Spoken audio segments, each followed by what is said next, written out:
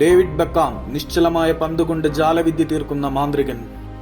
നിശ്ചലമായ ഒരു പന്തിനെ പ്രതിരോധിക്കാൻ എതിർ ടീമിലെ 11 പോരാളികളും പ്രതിരോധത്തിന്റെ കോട്ടമതിൽ കെട്ടി അണിനിരക്കുമ്പോൾ അവർക്ക് മുകളിലൂടെ അവരെയെല്ലാം കബളിപ്പിച്ചുകൊണ്ടൊരു ട്രിക്കി ഫ്രീ കിക്കിലൂടെ പന്തിനെ വലയിലാക്കാൻ ലോക ഫുട്ബോളിൽ ഡേവിഡ് ബെക്കാമിനോളം പോന്ന മറ്റൊരാളില്ല.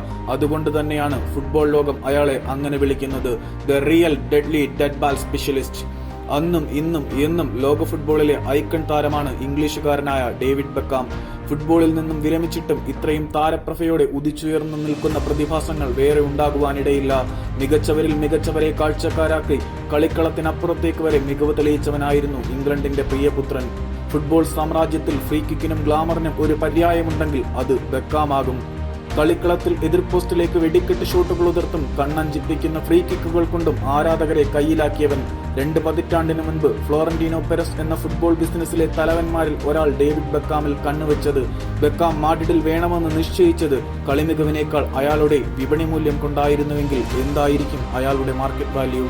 തന്റെ സമകാലിക സൂപ്പർ താരങ്ങളുടെ കളിമികവ് ഉണ്ടായിരുന്നില്ലെങ്കിലും ബെക്കാം ആയിരുന്നു സൂപ്പർ താരം. ബെക്കാമിനെ സ്വന്തമാക്കുവാൻ ക്ലബ്ബുകൾ മത്സരിച്ചു. ബെക്കാമിന്റെ വിപണി മൂല്യം ഫുട്ബോൾ ചരിത്രത്തിലില്ലാത്ത വിധം അതിരുകൾക്കപ്പുറത്തേക്ക് വ്യാപരിച്ചു. 20 വർഷത്തെ കളി ജീവിതത്തിൽ നിന്ന് ബൂട്ടഴിച്ചപ്പോഴേക്കും ബെക്കാം താരങ്ങളുടെ താരം തന്നെയായി വളർന്നു.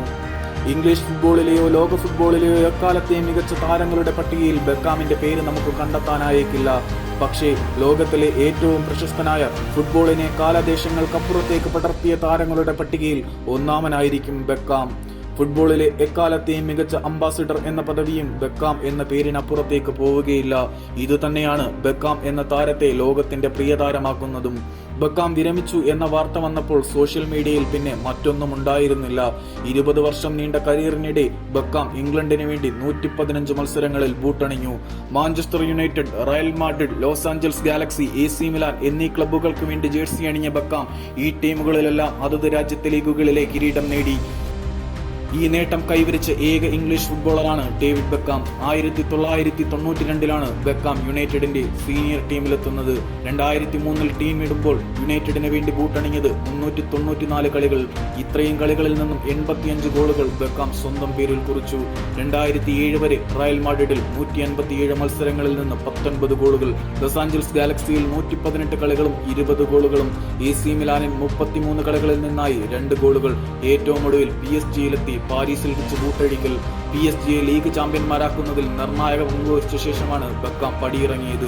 യുണൈറ്റഡിന്റെ 6 പ്രീമിയർ ലീഗ് വിജയങ്ങളിലും 1 ചാമ്പ്യൻസ് ലീഗ് കിരീടധാരണത്തിലും ബെക്കാം പങ്കാളിയായി. ഡെഡ് ബോൾ സ്പെഷ്യലിസ്റ്റായ ബെക്കാം നൽകുന്ന അളന്നു മുറിച്ച ക്രോസുകൾ കൊണ്ടും ത്രൂ പാസുകൾ കൊണ്ടും സ്ട്രൈക്കർമാരുടെ ഹൃദയമായി അദ്ദേഹം പ്രവർത്തിച്ചു. മിക്കപ്പോഴും ബെക്കാമിന്റെ ക്രോസുകൾ തളികയിൽ എന്ന പോലെയാണ് ഗോൾ മുഖത്തേക്ക് എത്തിയിരുന്നത്. ബെക്കാമിന്റെ വലങ്കാലിൽ നിന്ന് പിറന്ന പന്തുകളേക്കാൾ വളരെ വലുതായിരുന്നു അദ്ദേഹത്തിന്റെ വിപണി മൂല്യം. ഇത്രത്തോളം ആരാധകരുള്ള മറ്റൊരു ഫുട്ബോൾ താരം ഉണ്ടായിട്ടില്ല. ഈ ജനപ്രീതി മാത്രമാണ് റയൽ മാഡ്രിഡിനെ ബെക്കാമിനെ ടീമിലെത്തിക്കാൻ പ്രേരിപ്പിച്ചത്. ബെക്കാമിന്റെ പ്രശസ്തി പണമായി തന്നെ റയൽ അധികൃതർ തിരിച്ചുപിടിക്കുകയും ചെയ്തു. എല്ലാ കാലത്തേക്കുമുള്ള റോൾ മോഡലാണ് ബെക്കാം. മികച്ച കളിക്കാരൻ, ഗ്ലോബൽ സൂപ്പർ സ്റ്റാർ, ഇംഗ്ലീഷ് ഫുട്ബോളിനെ ചക്രവാളങ്ങൾക്കപ്പുറത്തേക്ക് വളർത്തിയ ചക്രവർത്തി.